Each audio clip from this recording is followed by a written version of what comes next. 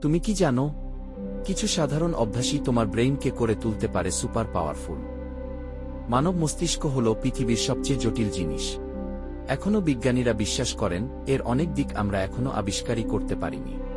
আজ আমরা জানব আমাদের ব্রেইনের এমন কিছু গোপন ক্ষমতা সম্পর্কে যা তোমার ধারণাও ছিল না।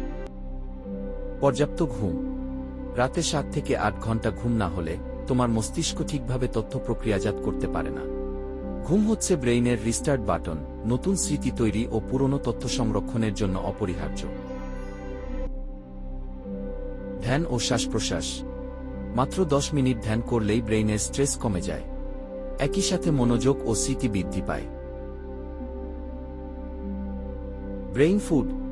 বাদাম, ব্লুবেরি এবং ওমেগা-3 যুক্ত খাবার আমাদের নিউরন শক্ত করে। এটা মস্তিষ্ককে রাখে তরতাজা।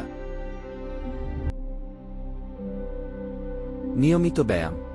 এক্সারসাইজ ব্রেইনে নতুন নিউরন তৈরি করে, তাই দৌড়, হাঁটা বা জিম করলেই মস্তিষ্ক বেশি সক্রিয় হয়। নতুন কিছু শেখা। পিয়ানো বাজানো, নতুন ভাষা শেখা বা বই পড়া সবই ব্রেইনের জিম, তাই শেখার মাঝেই আছে শক্তি। আইনস্টাইন বলেছিলেন, I have no special talent. I am only passionately curious. অর্থাৎ কৌতূহলী শক্তি।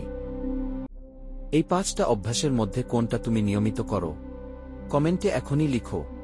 আর ভিডিওটা ভালো লাগলে শেয়ার করে দাও এবং সাবস্ক্রাইব করে পাশে থাকো।